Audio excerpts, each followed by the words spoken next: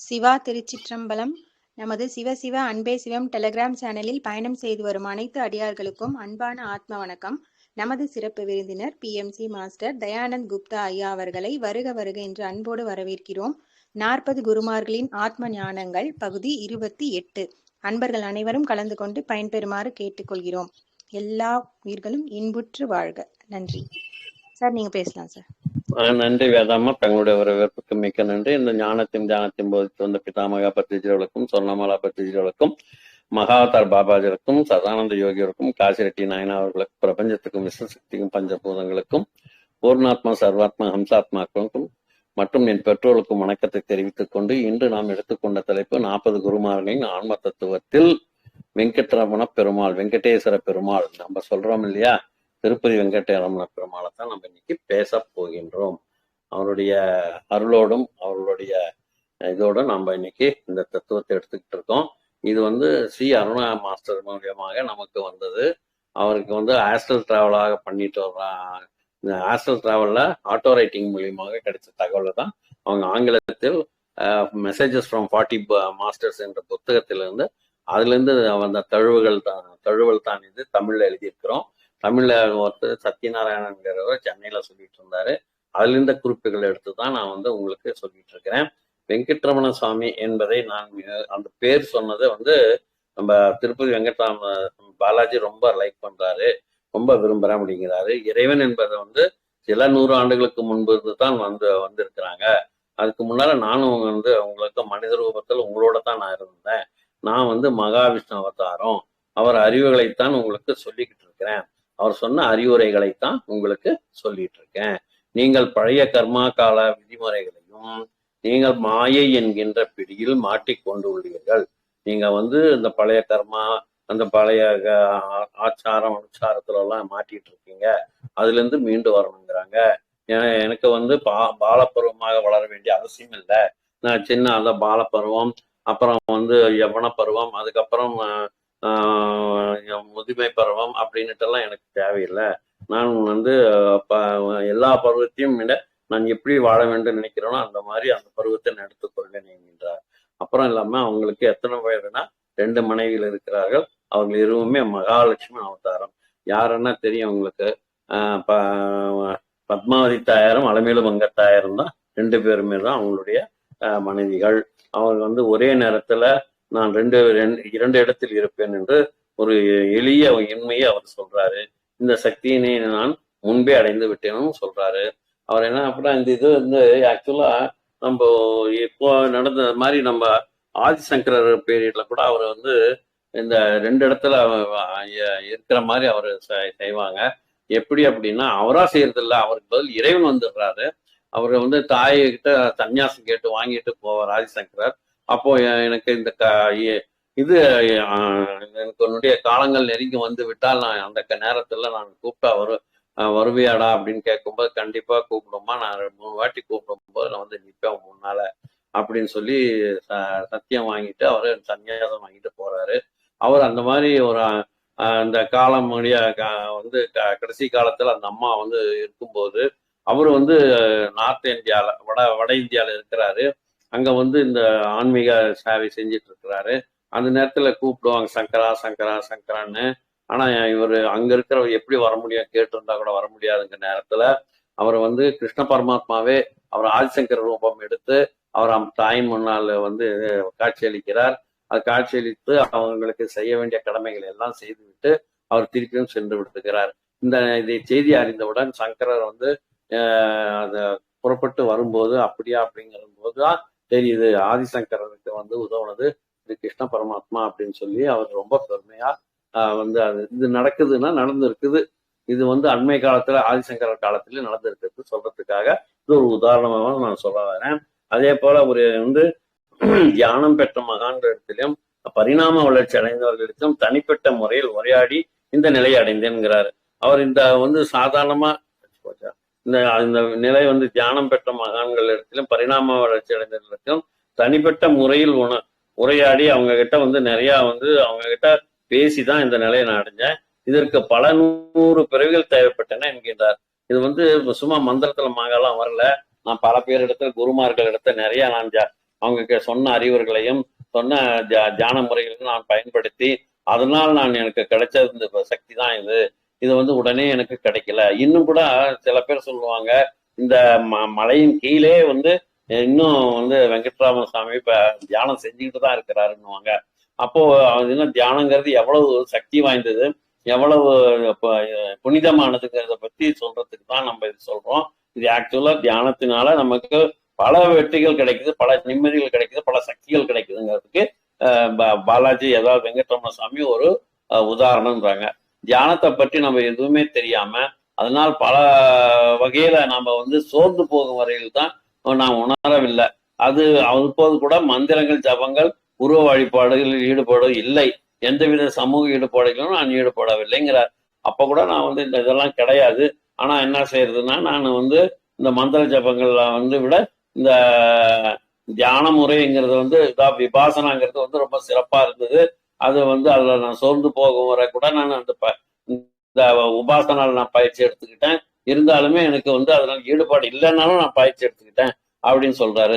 அப்போ 6 வருடங்களில் இறந்து பிறந்தேன் அப்படிங்கிறாரு. அதுக்கு சுதந்திரமாக நான் பிறந்தேன். நான் வாழ்க்கையில் ஒவ்வொரு பாடங்களையும் கற்றுக்கொண்டேன். முன்பிறவிகளில் சரியாக செய்யாதினால் நான் மறுபடியும் பிறவி எடுத்தேன் அப்படிங்கிறாங்க. நம்ம எந்த வேலையும் ஒழுங்கா செய்யணும். நம்ம எந்த பிறவிக்கு நம்ம இந்த மனித பிறவி எடுத்தோம் அப்படிங்கிறத நம்ம உணர்ந்து அந்த பிறவிக்கு தகுந்த போல் நாம் நடந்து கொண்டால் மறுபடியும் கிடையாது, மறுபிறவி கிடையாது. அப்போ நம்ம என்ன செய்யணும்?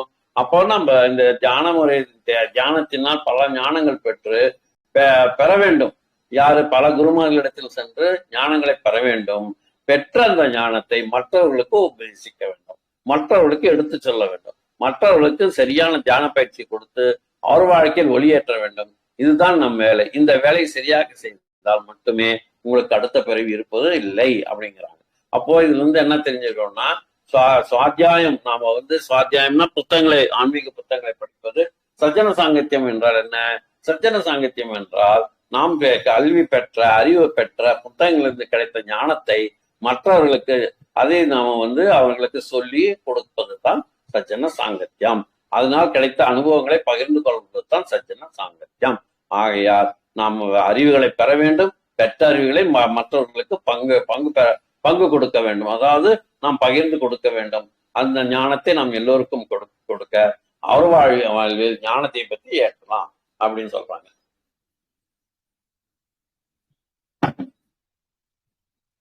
அதன் பிறகுதான் நம்ம வந்து கர்மாவிலிருந்தும் வந்து மாயையிலிருந்து நம்ம விடப்பட முடியும். காசி யாத்திரை போவதும் சந்நியாசம் வாங்கி கொண்டு காட்டுக்கு செல்வது போல சமூகங்கள்லாம் அங்கீகரித்த அப்ப அதான் செஞ்சுட்டு இருந்தாங்க. காசி யாத்திரை போறது, சந்நியாசம் வாங்கிட்டு காட்டுக்கு போயிடுறது, இதெல்லாமே.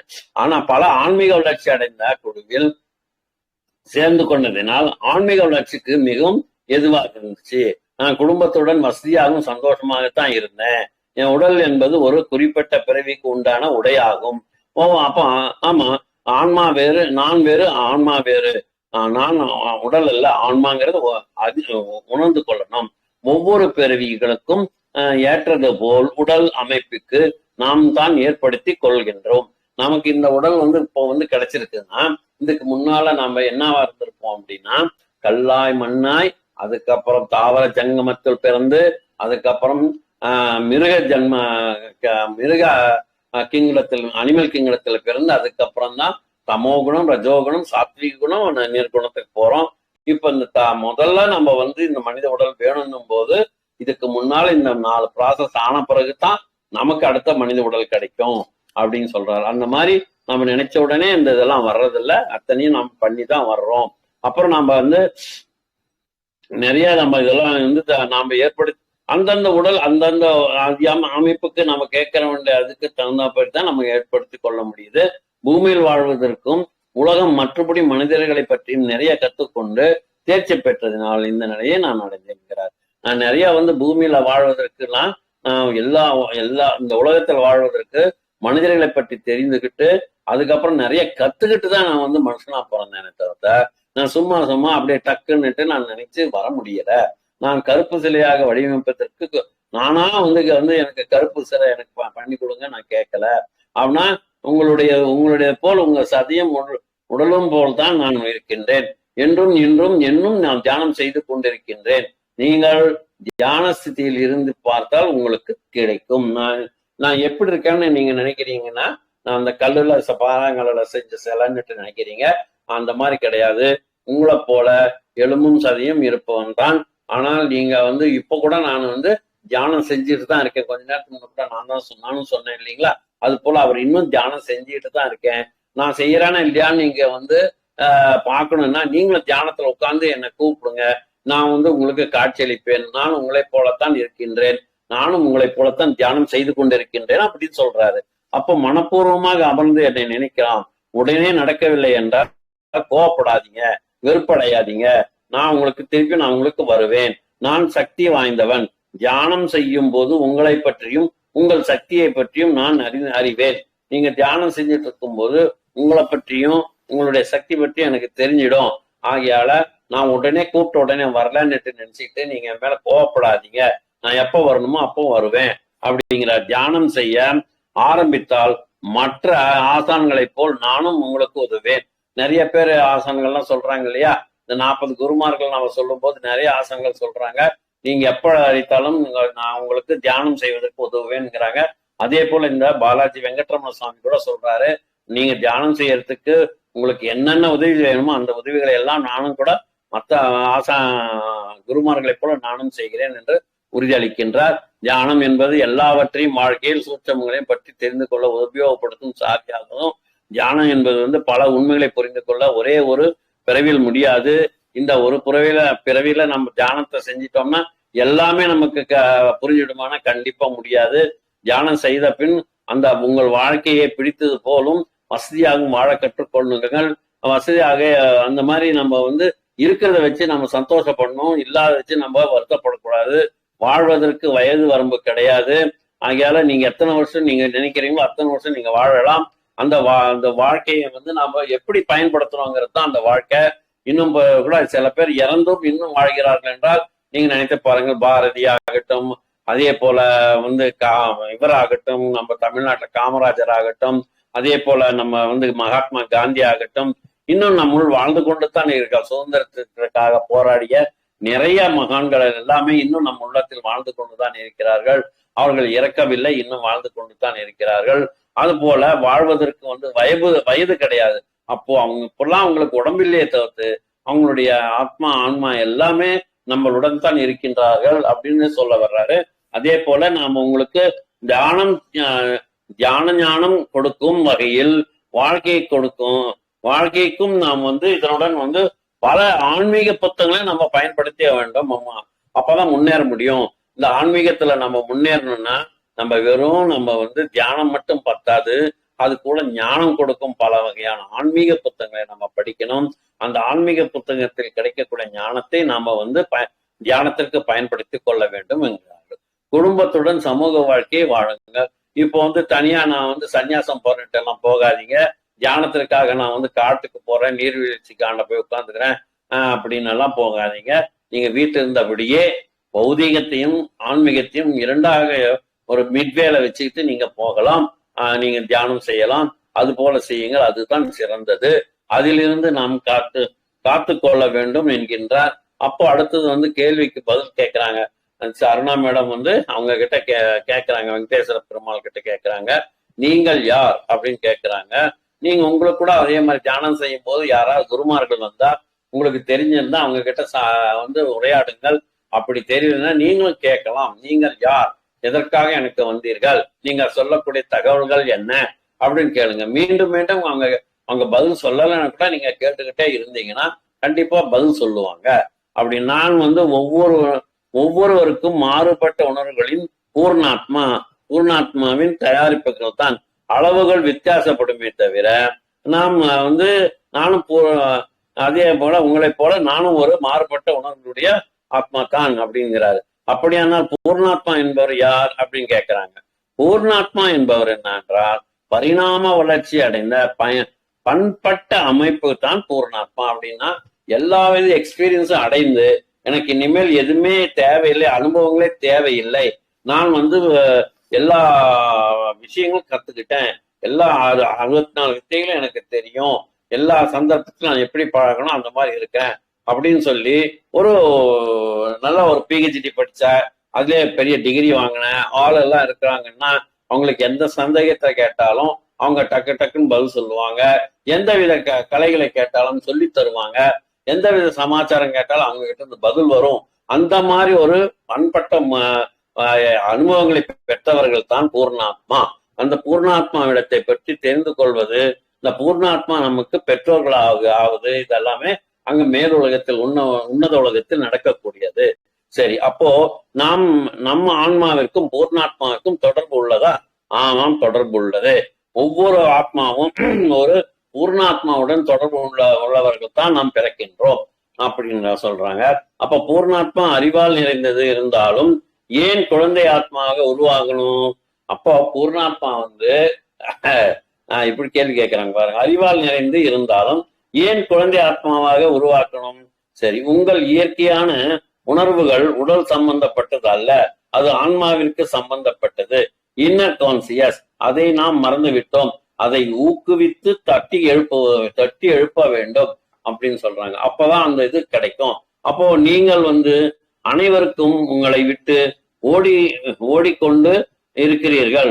உங்களோடு ஒன்றி இருக்க வேண்டும். தியான அமைதியை உட்கார வேண்டும். தியானம் அமைதியாக உட்கார வேண்டும்ங்கிறாங்க. அப்போ நீங்கள் ஏதோ ஒரு வேலைக்கு ஓடிக்கிட்டே இருக்கிறீங்க, ஏதோ ஒரு மற்றவங்களுக்காக வேலை செய்றீங்க. அம்மா குழந்தையாக இருக்கும்போது குழந்தைக்காக அம்மா தன்னுடைய இதை தியாகம் செய்கிறார். அப்போ அவங்க வளர்ந்த ஆத்மா ஆன பிறகு அவங்க என்ன செய்யறாங்க? குடும்பத்துக்காக, மனைவிக்காக, பிள்ளைக்காக, திருப்பி பெற்றோர்களுக்காக, அலுவலகத்தில் இருக்கும் முதலாளிக்காக, இப்படி அவர் ஓடிக்கிட்டே தான் இருக்கிறாரு. ஆனா தியானம் செஞ்சு அமைதியாக உட்காரணும். அப்பதான் உங்களுக்கு எல்லாமே என்னென்ன ஏதுன்னு உங்களுக்கு தெரியும். சரி, நான் உங்களுக்காக, எனக்காக, சொந்த முயற்சிக்காக ஏதாவது செய்திருக்கிறீர்களா? இல்லை. சோ உங்களுக்காக எதுவுமே நீங்க செய்யறதில்லை. எப்போதும் செய்து கொள்ளேன் என்பார்கள். நான் காரணம் என்ன? அதிகப்படியான தேவைகளை சேர்த்து வைப்பது தான். நமக்கு ஒரு ஃபார் எக்ஸாம்பிள் மலையாளசாமி என்கிற சொல்லுகிறார் இல்லையா, அவர் என்ன சொல்றாருன்னா, சைக்கிள்ல போயிட்டு இருந்தா ஸ்கூட்டருக்கா போறவனை பார்த்து எனக்கு ஸ்கூட்டர் இல்லையேன்னுட்டு வருத்தப்படுவாராம். சரி, ஸ்கூட்டர்ல போயிட்டு இருந்தானா அவன் அதோட சந்தோஷப்படுறான்னா, கார்ல போறவனை பார்த்து எனக்கு கார் இல்லையேன்னு வருத்தப்படுவானா. அப்ப கார்ல போயிட்டு இருக்கான், அதோட நிறுத்துறானா, எனக்கு என்ன இந்த மாதிரி டப்பா காரா இருக்குது, அவன் மாதிரி பெரிய நீட்ட கார் இருக்கணும், அவன் 4 சக்கரமா இருக்குது, எனக்கு 6 சக்கரம் இருக்கிற காரா இருந்தா எவ்வளவு சிறப்பா இருக்கும் நல்லா அப்படின்னு. அப்போ அதுக்கு அளவே கிடையாது. அந்த மாதிரி எதையாவது ஒண்ணு நம்ம அதிகப்படியான தேவைகளை சேர்த்து வைக்கிறது தான். நமக்கு ஒரு சாதாரணமா 2 ஷர்ட்டு, 2 வேட்டி, இல்லைன்னா 2 பேண்ட்டு, 4 லுங்கியோ துண்டோ இருந்தா 10ன்னா பத்தாது. ஒரு பர்த்டேக்கு ஒண்ணு வாங்குறோம், வெட்டிங் டேக்கு ஒண்ணு வாங்குறோம், பொங்கலுக்கு ஒண்ணு வாங்குறோம், தீபாவளிக்கு ஒண்ணு வாங்குறோம், சும்மா இருந்தா ஒண்ணு வாங்குறோம், எதையாவது ஃபங்க்ஷன்னா ஒண்ணு நிறைய சேர்த்து வச்சுக்கிட்டே வரும். அதிகப்படியான தேவைகளை சேர்த்து வைக்கிறது தான். அதனால்தான் நமக்கு என்னன்னா, இது ஒரு உதாரணத்துக்கு சொல்றோமே தவிர, ஆனா நம்ம வாங்குறது தான். அத்தோட நம்ம திருப்தி அடைகிறது இல்ல. நிறைய நம்ம நம்மளோட ஆசைகளை பெருக்கிக் கொண்டு இருப்பதனால்தான் நமக்கு இந்த துன்பங்கள், துயரங்கள் வருகின்றன என்கின்றார். ஆத்மாத்மாக வாழ்க்கையினை வாழாமல் மெட்டீரியல் வாழ்க்கையாக, வசதிகளுக்காக ஓடிக்கொண்டே இருக்கிறீர்கள் அப்படின்னு என்ன அர்த்தம்? அப்படின்னா நம்ம மெட்டீரியல் பெனிஃபிட். இப்போ நம்ம வீட்டுல சேர் இருக்குதுன்னா சும்மா உட்கார்ந்துட்டு இருப்போம், தரையில பாய் போட்டு உட்கார்ந்துருப்போம். ஒரு சேர் வாங்குவோம். சேர் வாங்கினா 10,000 சோஃபா வாங்குவோம். சோஃபால சொபஸ்டிகேட்டட் சோஃபா வாங்குவோம். அப்படின்னா நமக்கு எல்லாமே வச்சுக்கணும். இது அவங்க உட்காரணும், இவங்க உட்காரணும், இப்படி இருக்கணும், அப்படி இருக்கணும் போது நமக்கு தேவைகளுக்கு, வசதிகளுக்கு எல்லாமே நம்ம மெட்டீரியல் பெனிஃபிட் தான் நம்ம பாக்குறோம். மெட்டீரியல் பெனிஃபிட்னா இந்த மாதிரி தான். ஏசி இல்ல, ஏசி போடணும். அப்புறம் வீட்டுல காம்பவுண்டட் ஹவுஸ்க்கா போகணும், அங்க வாட்ச்மேன் இருக்கணும், ஸ்விம்மிங் பூல் இருக்கணும், லைப்ரரி இருக்கணும், அதே மாதிரி ஜிம் இருக்கு. அந்த மாதிரி நம்ம ஒவ்வொன்றும் நம்ம பெருக்கிட்டே போயிட்டு இருக்கோமே தவிர்த்து அதுக்காக நம்ம ஓடுறோம். அப்ப அது 40,000 வாடகைனாலும் நம்ம போறதுக்கு தயாரா இருக்கும். உலகில நம்ம இருக்கிறது 2 பேர் தான் இருக்கிறோம்னா அது சின்னமா ஒரு வீடு, சௌகரியமா இருக்கணும், அதுக்கு தகுந்த மாதிரி நிம்மதியா இருக்கணுங்கிற மாதிரி ஏதாவது பார்க்கணும்னா அது ஆகிறது இல்லை. அப்போ நம்ம வசதியா மெட்டீரியல் பெனிஃபிட் எங்கெங்க அதிகமா இருக்கோ அந்தந்த மாதிரி இடத்துக்கு நம்ம போய் நம்ம எல்லாத்தையுமே செய்ய வேண்டியதா போகுது. இதற்கெல்லாம் என்னன்னா நம்ம காரணம், நம்ம மெட்டீரியல் பெனிஃபிட்டை அதிகமாக்கி கொண்டு இருக்கிறோம். அப்ப இதற்கெல்லாம் ஒரே தீர்வு என்னன்னா கண்களை மூடிக்கொண்டு அது அமைதியாக அமர்வது தான். இதுதான் தியானம் சொல்றோம். அதாவது நோட்டிலோனே மௌனமும் மனசுலோனே சூன்யமும் தானி பேரே தியானம்ன்றாங்க. அப்போ வாயில மௌனமா இருக்கிறதும் மனசுல சூன்யமா இருக்கிறதும் அதன் பெயர் தான் தியானம் சொல்றாங்க. இது போன்ற ஆன்மீக பாடங்களை நாம் கற்றுக்கொள்ளுங்கள். அப்போ அந்த மாதிரி கற்றுக்கிட்டா நம்ம இந்த மெட்டீரியல் பெனிஃபிட்டை பத்தி அதிகமா நினைக்காம அதனால் வர துன்பங்கள் நமக்கு நம்மள இது நமக்கு பாதிக்காம இருக்கிறதுக்கு நமக்கு சிறந்த இதாகும். யாருமே உங்களுக்கு தியானத்தை ஆரம்பிங்க அப்படின்னு ஆரம்பிக்க முடியாது. நீங்களே தான் அதை ஆரம்பிக்க வேண்டும். யாராவது சொல்லி கொடுக்கணும், அந்த குரு வரணும், அவங்க கிட்ட தீட்சை வாங்கணும், இப்படி அப்படின்னு எல்லாம் நீங்க நினைக்கவே வேண்டாம். தியானங்கிறது வெரி வெரி சிம்பிள். கால்களை கிராஸ் செஞ்சுக்கோங்க, கைகளை கோத்துக்கோங்க, கண்களை மூடிக்கோங்க. நம்ம உள்மூச்சு வெளிமூச்சை கவனிங்க. இதுதான் தியானம். இதுக்காக நீங்க எங்கேயுமே போக வேண்டியது இல்லை. நாங்க இப்ப சொல்றது அதுதான் தியானம்னா நீங்க உட்கார்ந்து உங்க உள்மூச்சு வெளிமூச்சை கவனிச்சாலே போதும். இவர் தான், நீங்க தான் கடவுள், நீங்க தான் குரு, நீங்க தான் எல்லாம், உங்க சுவாசமே தான் குரு அப்படின்னு சொல்றோம். அது மாதிரி நீங்க பண்ணாவே போதும். இதுக்காக யாரோ ஒரு நல்ல நாள் பார்க்கணும், அதே மாதிரி ஒரு பெரிய இந்த குரு வரணும், யாகம் வளர்த்தணும், அதுக்கப்புறம் தான் நான் செய்வேன்னா நீங்க வெயிட் பண்ண வேண்டாம்.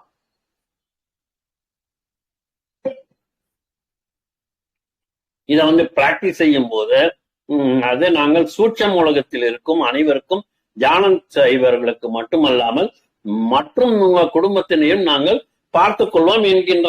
சரிப்பா, இந்த மாதிரி நம்ம தியானம் செஞ்சுட்டு இருக்கும் போது ஏதாவது ஒரு ஆபத்து வருதுன்னா கண்டிப்பா வராது. அதை நாங்க சூட்சம் உலகத்துல நாங்க கண்ட்ரோல் பண்ணிட்டு வரோம், நாங்க பார்த்துட்டு தான் இருக்கோம். உங்க வீட்டுல இருக்க சிசிடிவி மாதிரி எங்க உன்னத உலகத்துல பெரிய சிசிடிவி இருக்கப்பா, அதுதான் ஆகாயம். ஆகாயத்தில் இருக்கிறது ஆகாஷ் ரெக்கார்ட்ஸ்ல எல்லாமே பதிவாயிட்டு இருக்கோம். ஒவ்வொரு நிமிஷத்துக்கும் நாங்க அந்த ரெக்கார்ட் ஆகிட்டே இருக்கோம். நீங்க பிறக்கும் போதே உங்க கூட 2 தேவர்கள் உங்க கூட தான் இருப்பாங்க. உங்க கூட அவங்க உங்களுக்கு அப்பப்போ அட்வைஸ் கொடுத்துக்கிட்டே இருப்பாங்க. நீங்க அதுக்கு மீறி செய்யறது தப்புகளுக்கு தான் உங்களுக்கு தண்டனை கிடைக்குது. ஆகையால நீங்க எந்த வித சமாச்சாரம் செஞ்சாலும் 21 தேவதைகளுக்கு தெரியாமல் நீங்க எதுவுமே செய்ய முடியாது. இருட்டுல ரூமுக்குள்ள உட்காந்துக்கிட்டு எதையாவது நோட்டுகளை மறைச்சு வைக்கிறேன், தங்கத்தை மறைச்சு வைக்கிறேன், இல்ல நம்ம எதையாவது இல்லீகல் செய்யறோம் அப்படின்னா எல்லாம் உங்களுக்கு தெரியும். எதுவுமே பஞ்சபூதங்களுக்கும் அதே மாதிரி தேவதைகளுக்கும் தெரியாமல் எந்த வேலையும் நடக்காது. அவங்க என்ன செய்யறாங்கன்னா, இப்ப நீங்க சிசிடிவில போய் அங்க டேட்டால ரெக்கார்ட் ஆயிடுது இல்லையா, அது போல அங்க ஆகாஷ ரெக்கார்ட்ஸ் இருக்கும், எல்லாம் ரெக்கார்ட் ஆயிடும். அந்த ஆகாஷ ரெக்கார்டை மெயின்டைன் பண்றவர் தான் சித்திரகுப்தன். அந்த சித்திரகுப்தன் தான் நீங்க வந்த பிறகு உங்க ரெக்கார்ட்ஸ் எல்லாம் படிக்க பிடிஎஃப் அனுப்பினதெல்லாம் பிபிடியா போட்டு உங்களுக்கு எல்லாமே படிச்சு காமிப்பாங்க. அங்க யமதர்மராஜா கேட்கிற மாதிரி நீ செஞ்சியான்னு ஆமான்னா தண்டனை கம்மி, ஆர்குமெண்ட் பண்ண தண்டனை தாசி கோர்ட்ல சொல்றாங்களா, அந்த மாதிரி நீங்க எல்லாமே உங்களுக்கு தெரிஞ்சது எல்லாமே அங்க ஆகாஷ் ரெக்கார்ட்ஸ்ல எல்லாமே உங்களுக்கு ரெக்கார்ட் ஆயிடுது. ஆகையால நீங்க எதுவுமே உங்களுக்கு தெரியாம எதுவுமே நீங்க செய்ய முடியாது. நீங்கள் செய்யும் தியானம் உங்களுக்கு நெருக்கமானவர்களுக்கு அன்பானவர்களுக்கும் நீங்க சொல்லி கொடுங்க. அதே மாதிரி முதல்ல நீங்க செய்யுங்க, உங்க குடும்பத்தாருக்காக செய்யுங்க, அதுக்கப்புறம் அக்கம் பக்கம் செய்யுங்க, ஊருக்காக செய்யுங்க, உறவுக்காக செய்யுங்க, நாட்டுக்காக செய்யுங்க. நீங்க ஒருத்தர் செய்யும் போது ஒருத்தர் திருந்தினால் வீடு திருந்தோம், ஊரு திருந்தோம், இந்த நாடே திருந்திட்டு வரும், எல்லாமே தியானமயமாகும் அப்படின்னு சொல்றாரு. ஆகையால நம்ம இந்த பூலோகம் நிறைய அக்கிரமங்கள்லாம் நடக்கிறதுனால தான் இந்த இயற்கை பேரழிவுகள் எல்லாம் காத்து கொண்டு இருக்குது. இதுல இருந்து நீங்க காத்துக்கலன்னா தியானத்தை நீங்க உடனடியாக ஆரம்பிங்க. நீங்க இன்னொருத்தர் சொல்லி கொடுக்கறதெல்லாம் பத்தாது. இப்ப பாருங்க, O2 அப்படின்னுட்டு ஒரு சினிமா கூட வந்தது. அதுல பாத்தீங்கன்னா நயன்தாரா அவங்க அந்த ஆக்சிஜன் ஒரு பையனோட ஒரு டிராவல் பண்ணும்போது அது அப்படியே நிலச்சரிவால அந்த பஸ்ஸே மூடிடும். கடைசியில எல்லாரும் ஆக்சிஜனுக்காக தடமாடுவாங்க. அந்த மாதிரி நிலைமையெல்லாம் வந்துடக்கூடாது. அதே போல பேரழிவுகள் எல்லாம் தயாரா காத்துக்கிட்டு இருக்குது. ஏன்னா அவ்வளவு இல்லீகல் ஆக்டிவிட்டிஸ் உலகத்துல நடந்துட்டே இருக்குது. யாரும் நம்ப முடியறதில்ல. யாருக்குமே அந்த சத்தியங்கிறது ரொம்ப ரொம்ப ரொம்ப அது பேரளவுக்கு தான் ஆகிட்டு இருக்குது. உக்ரைன்ல போரு, பாலஸ்தீனத்துல போரு, இப்போ சைனாக்காரன் அக்ரிமெண்ட் போட்டுட்டு இருக்கிறாரு. அந்த மாதிரி எல்லாமே நமக்கு சுத்தியுமே எல்லாமே இருக்குது. ஆனா நம்ம சந்தோஷமா இருக்கணும்னா எல்லாருமே தியானம் செய்யணும். அவன் உக்ரைன்காரனும் தியானம் செய்யணும், பாலஸ்தீனக்காரனும் தியானம் செய்யணும். அவங்கவுங்க மதத்துக்கு சம்பந்தப்பட்டதுல செய்யலாம், அதுல ஒண்ணும் தவறே கிடையாது. தியானம் மட்டும் செய்யணும். நீங்க எந்த கோயிலுக்கு வேணா போங்க, எந்த மதத்தை சார்ந்துருங்க, தியானம் மட்டும் பண்ணுங்க. தியானம் தான் உங்களுக்கு எல்லாத்துக்குமே அந்த இந்த பஞ்சபூதங்களையும் அந்த எல்லாத்தையுமே ஈர்க்கக்கூடியது தியானம் தான். அவங்க தயாரா நமக்கு உதவுறதுக்கு தயாரா இருக்காங்க. ஆனா நீங்க தயாரா?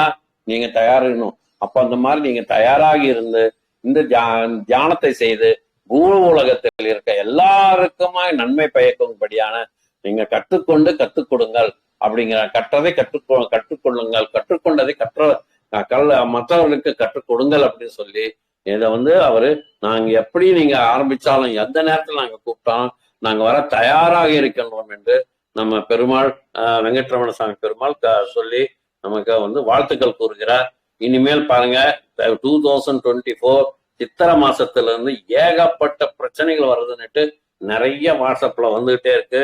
நிறைய ஜோதிடர்களும் சரி நிறைய பேர் சொல்லிட்டு இருக்காங்க. பேரவழிகள் வருது, நிலச்சரிவுகள் வருது, பூமி அதிர்வு வருதுன்னா இப்ப பாருங்க ஜப்பான்ல பூமி அதிர்வு ஏற்பட்டிருக்குது. அவங்க ஆன்மாவெல்லாம் சாந்தி அடைந்துட்டு நம்ம வேண்டிக்கிறோம். அதே போல எங்க பார்த்தாலுமே போர் இதுக்கு வடகொரியாவும் தென்கொரியாவும் தயாரா வச்சுட்டு இருக்கிறாங்க ஏவுகணைகள். இது மாதிரி நிறைய இது இருக்கு. மனுஷனே மதிக்க மாட்டேங்கிறான். என்னதான் ஆகுறது? மிருகங்கள் கூட தன்னுடைய மிருகத்தை இது பண்றதில்ல, அடுத்த இதைதான் பாக்குது. ஆனா இங்க மனுஷனே இது பண்ணிட்டு இருக்காங்க. என்னதான் பண்றதுன்னா அவன் தியானம் ஒண்ணுதான் வழி. ஆன்மீகத்தில் செஞ்சாதான் எல்லாருக்குமே அதாவது அவங்க என்ன சொல்றாங்கன்னா அகம் பிரம்மாஸ்மி தப்தமசிங்கிற அகம் பிரம்மாஸ்மி, நீ கடவுள், நீ மனுஷன், நீ இதுன்னா அடுத்தவன் அதேதான். ஐயா உனக்கு ஒரு ஒரு கையில ஒரு ஊசியில குத்தனா உனக்கு வலிச்சா அதே மாதிரி அவனுக்கு குத்தனா அவனுக்கும் தானே வலிக்கும். அப்ப நீ குண்டு போட்டேன்னா உனக்கு மட்டும் நல்லா இருக்கும், அவனுக்கு நல்லா இருக்கா? அவனுக்கு இதா? உனக்கும் அழிவுதான், அவனுக்கும் அழிவுதான். அதனால நம்ம அழிவுகளை சந்திக்க வேண்டாம். ஆன்மீக ரீதியில நம்ம தியானத்தை செஞ்சோம்னா நம்ம உலகம் ஒய்யும், நாமளும் நல்லா இருப்போம், எல்லோருமே சந்தோஷமா இருப்பாங்க. இப்ப நம்ம ஏன் இந்த மாதிரி வெள்ளம் வருது அப்படின்னா அந்த தண்ணி எல்லாம் நம்ம மிஸ்யூஸ் பண்றோம். ரசாயனத்தை கலக்கிறோம், ரசாயன கழிவுகளை கலக்கிறோம், கலர்களை கலக்கிறோம். எல்லாமே எதுக்கு தண்ணி வருதுங்கிறத தெரியாம நம்ம இஷ்டத்துக்கு எது பண்றோம். பூமிக்குள்ளோரெல்லாம் சாயப்பட்ட சாயத்தெல்லாம் உள்ளூர செலுத்துறாங்க, போர்வெல் போட்டு அதுக்குள்ள செலுத்துறாங்க. அப்ப என்ன ஆகும்? ஆழ்குளோர தண்ணியில போய் அது எல்லாமே நாசமாகுது. சாப்பிடுற பயிர் நாம சாப்பிடுறோம், அது எல்லாமே நாசமாகுது. அவன் நல்லா இருக்கணும்னு நினைச்சு இப்ப கடைசியில் அவனும் அதுல இதனால்தான் பூமிக்கு கோவம் வந்துடுது. அதனால இப்ப கூட கோவத்துல தான் இருக்கிறாங்க அப்படின்னு சொல்றாங்க. அதெல்லாம் நம்ம சமாதானம் படுத்தணும், தியானம் பண்ணணும். அவங்க சமாதானம் அவங்க நம்மளுக்கு நல்லதாகும். ஆகையால எல்லோரும் தியானம் செய்யுங்கள். இது ரொம்ப சிம்பிளான மெத்தேடு. பழைய காலத்து மாதிரி காட்டுக்கோ அல்லது பெரிய பெரிய நதிக்கரைக்கோ மலைக்கோ சென்றெல்லாம் செய்ய வேண்டாம். அழகாக உங்க இடத்தில் உட்காருங்கள், கண்களை மூடிக்கொள்ளுங்கள், கைகளை கோத்துக் கொள்ளுங்கள், கால்களை கிராஸ் செய்து கொண்டு உங்க உள்மூச்சு வெளிமூச்சை கவனியுங்கள். அதுதான் தியானம். அதான் நம்ம பதில்ஜி சொல்றது என்னன்னா நோட்டிலோனே மௌனமும் மனசுலோனே சூன்யமும் தானி பேரே தியானமும். நம்ம மனசை ஒருமைப்படுத்தணும், மனசை சூன்யமா வச்சுக்கணும். அப்ப என்ன பிரபஞ்சத்துல இருக்கக்கூடிய பிரம்ம சக்தி என்னன்னா விஸ்வசக்தி நம்ம பிரம்மேந்திரத்தில் பாய்ந்து 72,000 நாடி நரம்புக்குள் சென்று நம்ம எங்கெங்க பிளாக்கேஜ் இருக்குதோ அது எல்லாமே எடுத்து விட்டு நமக்கு நோயில்லா வாழ்வு பெருவாழ்வும் நமக்கு கொடுக்குறாங்க. ஆகையால நம்ம தியானத்தினால சொல்ல முடியாத அளவுக்கு பெருமைகள் இருக்குது, நன்மைகள் இருக்குது. எல்லோரும் செய்யணும்னு சொல்லி கேட்டுக்கொண்டு எனக்கு இந்த வாய்ப்பை கொடுத்த அன்பே சிவம் குழுவிற்கும் அதை நிர்வகித்து வரும் பாலகிருஷ்ணன் ஐயா அவர்களுக்கும் மற்றும் இறைவன் சிறப்பாக நடத்தி கொண்டு வந்த வேதா பார்த்தசாரதி அவர்களுக்கும் நான் நன்றியும் மற்றும் இதில் பயணித்து வந்த எல்லா ஆத்ம நண்பர்களுக்கும் என் வணக்கத்தையும் நன்றியும் கூறிக்கொள்கின்றேன். நாளைக்கு ஒரு சின்ன ரீகேப்போட இந்த 40 குருமார்களின் ஆன்ம தத்துவம் முடியுதுன்னு சொல்லிக்கிட்டு நான் அடுத்தது இன்னொரு நல்ல தலைப்புடன் சந்திப்போமா? நன்றி, வணக்கம். மாஸ்டர்ஸ், நாம் ஒரு 10 நிமிடம் தியானிப்போம். கால்களை கிராஸ் செய்து கொள்ளவும், கைகள் கோர்த்து, கண்கள் மூடி, நேராக நிமிர்ந்து அமர்ந்து இயல்பாய் நடக்கும் சுவாசத்தை கவனிக்கவும். ஒரு 10 நிமிடம்.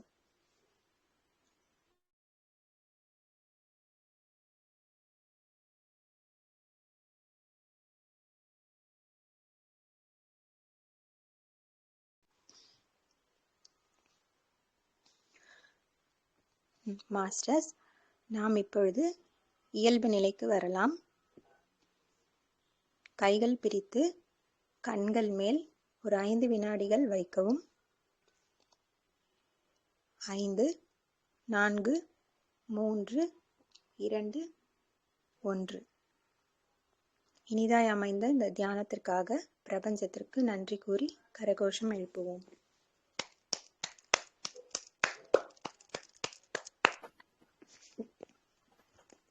சார், மிக்க நன்றி. ரொம்ப ரொம்ப நல்லா இருந்துச்சு இன்னைக்கு கிளாஸ். ஆக்சுவலா வெங்கடேஷ் பெருமாள் நம்ம கடவுளா நம்ம நினைச்சிட்டு இருக்கோம். அவரும் மகான்கள் ஞானிகள் மாதிரி அவரும் மெசேஜ் கொடுத்தது ரொம்ப ஷாக்கா இருக்கு கேக்குறதுக்கு. இல்லம்மா, இது நீங்க படத்துல கூட நீங்க பாத்துருக்கலாம். நிறைய அவரு சின்ன பையன் மாதிரிதான் வருவாரு வெங்கட அப்படின்னுட்டு. அந்த பையன் நிறைய இதெல்லாம் ஹெல்ப் பண்ணுவாங்க, நிறைய பேருக்கு ஹெல்ப் பண்ணுவாரு. அப்புறம் திருப்பி இன்னும் அவர் தியானம் செஞ்சுட்டு தான் இருக்கிறாரு. அது நீங்க நிறைய பேரு நீங்க அதாவது அந்த குருமார்கள்லாம் இருக்கவங்களை கேட்டீங்கன்னா அவங்க சொல்லக்கூடிய அந்த இதுல கூட பாத்தீங்கன்னா அவர் இன்னும் தியானம் அந்த பூமிக்கு அடியில உட்கார்ந்து தியானம் பண்ணிட்டு தான் இருக்காங்க. மலைக்கு கீழே உட்கார்ந்து இன்னைக்கும் தியானம் பண்ணிட்டு தான் இருக்கிறார். இந்த தியான சக்தியாலதான். ரொம்ப அருமையா இருந்துச்சுங்க சார். அதுவும் நீங்க நிறைய சோசியல் மெசேஜ் நிறைய சொன்னீங்க. இன்னும் ஃபியூச்சர்ல எப்படி எல்லாம் இருக்க போகுது அப்படின்னு. அட்லீஸ்ட் வீட்டுக்கு ஒருத்தராவது நம்ம தியானம் பண்ணணும் இப்பத்துல இருந்தாவது. இனிமேல் வரப்போற இந்த இயற்கை சீற்றத்தெல்லாம் கொஞ்சம் நம்ம பேலன்ஸ் பண்ணணும்னா சொல்றாங்க. அனுமோகன் ஒருத்தர் இருக்கிறார் பாருங்க. ஆமா, தெரியும் சார். ஆமா, சினிமா நிறைய ப்ரெடிக்ட் பண்ணுவாரு. ஆமா, அவர் ப்ரெடிக்ட் பண்ணியிருக்கிறாரு. இந்த மாதிரி நீங்க எல்லாம் நினைக்கிற மாதிரி எல்லாம் சௌரியமா எல்லாம் இருக்க முடியாது. இந்த நிறைய டிசாஸ்டர் இருக்குது, பேரழிவு இருக்குது. அவர் இது மாதிரி சொன்னதெல்லாம் நடந்திருக்குதுன்னு வேற சொல்றாங்க.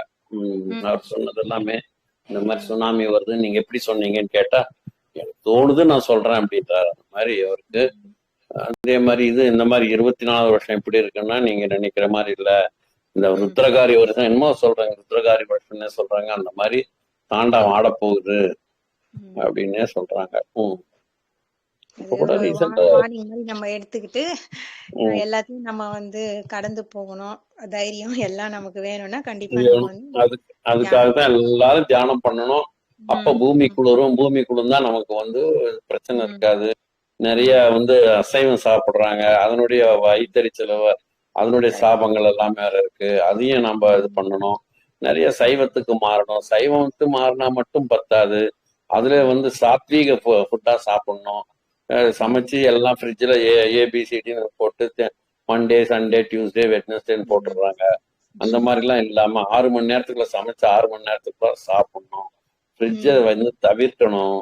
அதெல்லாம் அந்த சாத்வீக ஃபுட்ல வந்துடுது. பூண்டு சாப்பிடாதீங்க, காளான் சாப்பிடாதீங்க அப்படின்னு சொல்றாங்க. என்னன்னா அது மனசை நம்மளை மாத்தும் அப்படின்னு சொல்றாங்க. வைத்தியத்துக்காக சாப்பிடுங்க வேணாம்னு சொல்லல, ஆனா அது ஒரு ஃபுட்டா வச்சு சாப்பிட வேண்டாம் அப்படின்னு சொல்றாங்க. எல்லாம் நிறைய அவங்க சொல்ற மாதிரி சமைச்சு சாப்பிட்டோம்னா நிஜமாவே நல்லாதான் இருக்கும். ஆனா யார் செய்யறாங்க இந்த காலத்துல? சீக்கிரம் சமையலை முடிச்சிடணும், திடீர் சாம்பார், திடீர் ரசம், திடீர் பொடி, எல்லாமே திடீர் தான் வருவாங்க. அடுத்தது என்ன பண்றீங்க? போய் டிவிக்கு முன்னால உட்காந்துக்கிட்டு டனால் மோதி பணாலும் செத்தாங்க, அந்த மாதிரி நியூஸ் தான் வருது. என்ன பண்ண சொல்றீங்க? எல்லாம் நெகட்டிவ் ஃபார்ம்ல வருது. எல்லாம் அவாய்ட் பண்ணிக்கிட்டு நம்ம பண்ணி நம்ம கொஞ்சம் கொஞ்சமா பாசிட்டிவா மாத்தணும். எல்லாத்தையும் பாசிட்டிவா மாத்தணும். ஆசைப்படுறது பத்தி கூட சொன்னீங்க. அந்த சைக்கிள்ல போறவங்க ஸ்கூட்டர் வேணும்னுவாங்க, கார் நெக்ஸ்ட் அதுக்கு அளவே இல்ல. அதனால அப்படியே போயிட்டே தான் இருக்கும். ஆசைப்படலாம், பேராசை தான் படக்கூடாது. நம்ம இருக்கிறத வச்சு நம்ம அளவா நம்ம நம்ம லைஃப நம்ம பாத்துக்கணும். ரொம்ப நல்லா இருந்துச்சுங்க சார். நீங்க சொன்ன எல்லா பாயிண்ட்ஸும் ரொம்ப ரொம்ப நன்றி. அதே மாதிரி கவிஞர் கண்ணதாசன் கூட ஒரு பாட்டு எழுதிருப்பார் பாத்தீங்களா? கால் போன போக்கிலே மனம் போகலாமா, மனம் போன போக்கிலே மனிதன் போகலாமா, மனிதன் போன பாதியிலே மறந்து போகலாமா அப்படின்னு சொல்லுவாங்க. அதனால நம்ம மனசும் புத்தி ரெண்டுமே அதை நம்ம கண்ட்ரோல் பண்ணாதான், நம்ம கண்ட்ரோல் பண்ண, அது கண்ட்ரோல் பண்ண ஆரம்பிச்சா ரொம்ப அழிவுகளை நம்ம சந்திக்க வேண்டியதா கரெக்ட். இருக்கு. நம்ம நிறைய இருக்கு. நம்ம எது வேணும், நமக்கு எது வேணுமோ அதை நம்ம தேர்ந்தெடுத்துக்கலாம். ஒரு நம்ம ஆன்மீகத்துல இருக்கிறவங்க ஒரு கோயில் குளத்து வெளியூர் போறாங்கன்னா, இங்க இங்க எங்க பெருமாள் கோயில் இருக்கு, எங்க சிவன் கோயில் இருக்கு, எங்க கோயில் இருக்கு அப்படி கேட்பாங்க.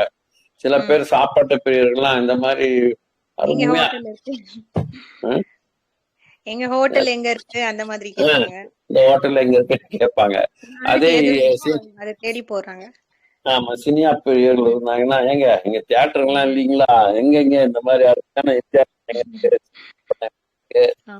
ரஜினி கமல் படம் இருக்கு, விஜய் படம் எங்க ஓடுதுன்னு எல்லாம் கேட்பாங்க. சாராய கடைக்காரனுக்கு சொல்லவே வேணாம், நேரா தேடி கண்டுபிடிச்சு போயிடுறாங்க. கேட்கலாம் மாட்டாங்க, அவங்களுக்கே தெரியும். வாசனை எடுத்துட்டு போயிடணும். அந்த மாதிரி அவங்க ஒருத்தருக்கு தேவைக்கு தகுந்த மாதிரி அவங்க தேடிக்கிறாங்க. நமக்கு தேவை நல்லது வேணும்னா நம்ம நல்லது தேடித்தான் ஆகணும். இல்ல அப்படிதான் நம்ம சிரமம் பண்ணணும், கஷ்டப்படணும். படுங்க, யார் வேணாங்கிறாங்க. கனி இருப்ப காய்க்கு வந்துட்டு தான் நம்ம நல்லதுக்கு இருக்கு, நம்ம வேற கெட்டதுக்கு போகணும். Super sir, super. லோகா, கவி, ஏதாவது டவுட்ஸ் இருந்தா கேட்கலாம்ப்பா. ஐயா வணக்கம். ஐயா வணக்கம்மா. வணக்கம். ரொம்ப சிறப்பா நீங்க நிறைய நல்ல தகவல்லாம் தருங்க ஐயா. நன்றி ஐயா. நன்றிம்மா. அதுக்கப்புறம் ஒரு கேள்வி கேட்கலாம் ஐயா. ஒண்ணுன்னா கேளுங்கம்மா, கேட்கத்தான் நாங்க இருக்கோம், சொல்லுங்க. இப்போ நமக்கு ஒரு எப்படி சொல்ற ஆபத்தா இருக்கலாம், இல்ல அவமானமா இருக்கலாம், ஏதோ ஒரு விஷயம் நம்ம உடல்லையோ இல்ல மனசுலயோ ஏற்படும் மாற்றம் இருக்கலாம். இத நம்ம ஆன்மா எப்பவுமே கவனிச்சுன்னு இருக்குமா ஐயா? எது கவனிச்சுட்டே இருக்குமா ஆன்மாவா? ஆன்மா இப்ப நமக்கு வர ப்ராப்ளத்தை அதுவே சால்வ் பண்ண முடியுமா ஐயா? கண்டிப்பா, கண்டிப்பாம்மா. இப்போ உங்களுக்கு ஏன் பயம் வருது அப்படின்னா, நீங்க மாமிசம் சாப்பிடுறீங்களா? இல்லைங்க ஐயா, அதெல்லாம் விட்டுட்டீங்க. இப்போ அந்த பய உணர்வு வருது அப்படின்னா, நம்ம நம்மகிட்ட எனர்ஜி கம்மி, நம்ம உடம்புல எனர்ஜி கம்மி. அப்போ எனர்ஜி வேணும்னா நம்ம என்ன செய்யணும், நம்ம தியானம் பண்ணணும். தியானம் பண்ண நமக்கு என்னன்னா, எனர்ஜி வந்ததுன்னா நம்ம யாரை பார்த்தாலும் நமக்கு பயம் வரவே வராது. எதுக்கு பயம் வருது? நம்ம அதை பார்த்து ஏன் பயப்படுறோம்? நம்ம உடம்புல சக்தி இல்ல, அதுக்கு தகுந்த மாதிரி புத்தி இல்ல, அது எப்படி சால்வ் பண்ணுங்கிறது தெரியல, அப்போ பயம் வரும் இல்லையா? ஒரு கேள்விக்கு பதில் தெரியலன்னா பரீட்சையில நீங்க என்ன பண்ணுவீங்க? தடமாடுவீங்க இல்லையா? அது போலதான். ஆமா, அப்போ நம்ம பதில தேடணும், அப்போ நம்ம படிக்கணும். அப்போ படிக்கணும் அப்படின்னா அந்த மாதிரி தேடிக்கிட்டு இருக்கும் போதுதான் நமக்கு சக்தி வேணும். அந்த சக்தியை கொடுக்கறது தான் தியானம். தியானம் பிரபஞ்ச சக்தி கொடுக்குது. அந்த பிரபஞ்ச சக்தி கலையம்மா எனக்கு தியானம் சொல்லி கொடுத்தாங்க ஐயா, இந்த மாதிரி செய்யுங்க அப்படின்னு சொன்னாங்க ஐயா. Very good, very good. Night என் கனவுல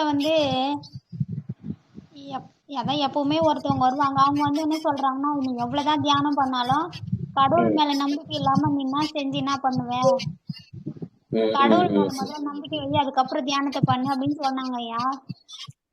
சரிங்கம்மா. அப்ப நம்பிக்கை எப்படி ஐயா நம்ம முழுமையா வைக்க முடியும்? இல்லம்மா, நீங்க என்ன செய்றீங்க, நீங்க யாருன்னு கேளுங்க.